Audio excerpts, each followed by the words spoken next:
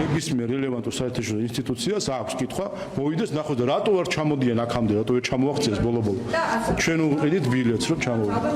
ასე მიმართავს შალვა პაპუაშვილი საერთაშორისო ორგანიზაციებსა და ექსპერტებს, რომლებიც ქიმიური ნივთიერებით მოწამვლის საქმით არიან დაინტერესებულნი.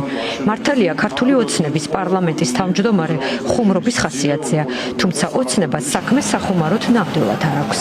რეჟიმი ახლა იმაზე მეტადაა გამუდმებული თავდაცვითა და თავის მართლებით დაკავებული ვიდრე ოდესმე. ამ გზას კი ბიძინა ივანიშვილის გუნდი მაშინ მიმართავს, როცა პროპაგანდაში ძალიან უჭირს და მტრის ხატს ისევ გარე ძალებში ეძებს. რაც დაგვენახა ამ საქმემ, არის ის აბსოლუტურად ამაზრზენი პროპაგანდა, რომელიც ნახეთ ჩვენ, რომ იყო პირდაპირ აწყობილი, შეთანხმებული და ორკესტრირებული. სადაც BBC-ს თავისი როლი ჰქონდა, ევროპარლამენტს თავისი როლი ჰქონდა, სხვადასხვა ევროპელ პოლიტიკოსებს თავისი როლი და ქართველ რადიკალებს თავისი როლი. ის რომ ეს იყო პირველი მსოფლიო ომის ქიმიური იარაღი და ეს ტყუილები, რომ ილაპარაკეს უმაღლეს ტრიბუნებიდან. ეს იყო გებელსისეული პროპაგანდა. რატომ და საიდან აკავშირებს ერთმანეთთან შალვა პაპუაშვილი BBC-ს და ევროპარლამენტს გაუგებარია. თუმცა მსგავსი ტიპის ასოციაციები Deep State-ის შემქმნელებისგან ალბათ არც უნდა გვიკვირდეს. ახლა აღარც ისაა გასაკვირი თუ ქართული ოცნების რომელიმე პარლამენტარი ქუჩაში მდგომ მშვიდობიან დემონსტრანტებს ცეცხლის ლეგიტიმურად გახსნითაც დაემუქრება. წყლის ჭავლი კი არა, შემიძლია ცეცხლი გავხსნა ლეგიტიმურად და რომელი ჯობდა, ცეცხლის გახსნა ჯობდა თუ საპოლიციო ნივთიერების შერეული წყლის მოხსნა. ლეტალურად შეიძლება და იქ ყველაფერი დამთავრებული. BBC-ს დოკუმენტური ფილმის გამოქვეყნების შემდგომ ოცნებამ ფორმალური და თანაც დაგვიანებული გამოძიება 5 დღეში დახურულად გამოაცხადა. თუმცა საკითხი აქტუალობას სამოქალაქო საზოგადოებასა და ოპოზიციაში კვლავ არ კარგავს. ისინი ქართული ოცნების გამოძიებას არ ენდობიან და ივანიშვილის რეჟიმს საერთაშორისო მექანიზმების ამოქმედებისკენ მოუწოდებენ. ზუსტად ერთი კვირის წინ კი მათი დანაშაულებრივი ქმედების შესახებ გაეროს ქიმიური იარაღის აკრძალვის ორგანიზაციისთვისაც გახდა ცნობილი. მათ ქართულმა არასამთავრობო ორგანიზაციებმა მიმართეს. პირველ რიგში თუ უნდათ რომ მთლიანად უარყონ ასე ვთქვათ ეს ქიმიური იარაღის გამოყენების ფაქტი, ამისათვის ყველაზე მარტივი მექანიზმი იქნებოდა ის, რომ თავად მიმართონ ქიმიური იარაღის აკრძალვის ორგანიზაციას. სინამდვილეში ეს რასაკვირველია ასე არ უნდათ. ისინი მოგეხსენებათ, რომ თავიდან საერთოდ უარყოფდნენ ნებისმიერი ქიმიური ნივთიერების გამოყენების ფაქტს, მდინარაძის გამოძიებას არავინ არ ენდობა არც ამ ქვეყანაში და არც მის ფარგლებს გარეთ, თვითონ მდინარაძის და ქართული ოცნების გარდა.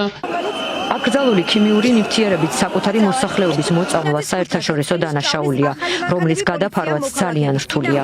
BBC-ს ფილმის გამოსვლიდან მალევე ოცნებამ დანაშაულების კასკადი გამოავლინა. დაიწყო კორუფციასთან და გაზრდილ ფასებთან ბრძოლა. დამნაშავეები საკუთარ გუნდშიც იპოვა და კოლცენტრების დამფინანსებლის, ბავშვების ფულის მითვისების ბრალდებით სუსის ყოფილი უფროსით ციხეში გაამწესა. მიწვდა ემიგრაციაში გაქცეულებსაც. 4 ოქტომბრის საქმეზე დააკავა ყოფილი თავდაცვის მინისტრი.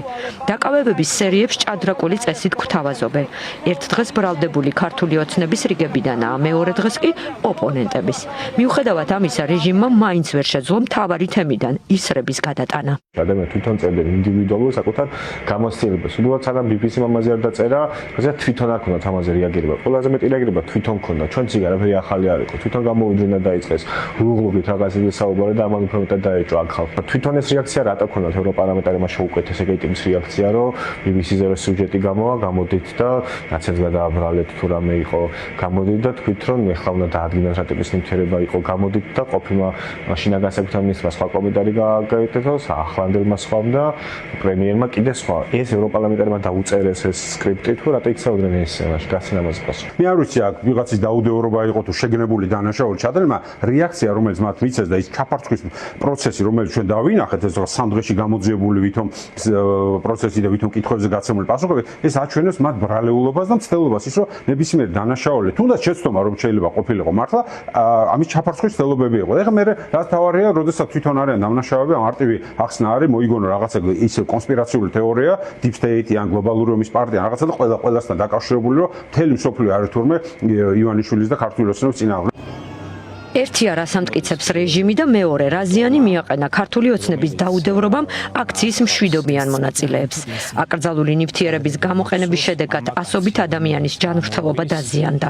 სიმპტომები სხვადასხვაა: ასფიქსია, უჩვეულოდ მაღალი არტერიული წნევა, სისხლდენა ცხვირიდან, ღრძილებიდან და დაუდგენელი დაავადებები, რომლებსაც ზუსტ სახელს ვერცერთი მედიკოსი არ ქმნავს.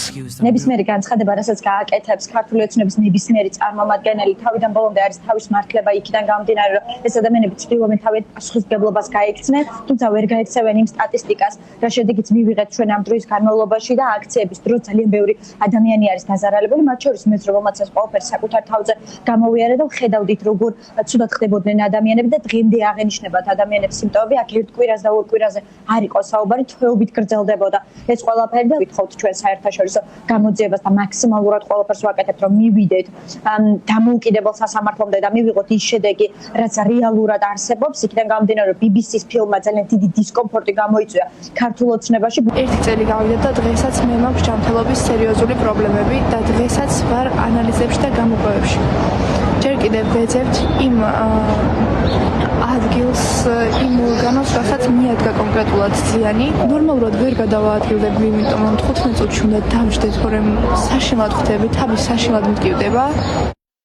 სამოქალაქო სექტორი და ოპოზიციური პარტიები ყოველდღიურ რეჟიმში აგროვებენ იმ ადამიანების მონაცემებს, რომლებიც პროევროპულ აქციებზე მძიმე ნივთიერებებით მოიწამნენ. საერთო სარჩელი და ინდივიდუალური საქმეები მალე სტრასბურგის ადამიანის უფლებათა ევროპულ სასამართლოში გადაინაცვლებს.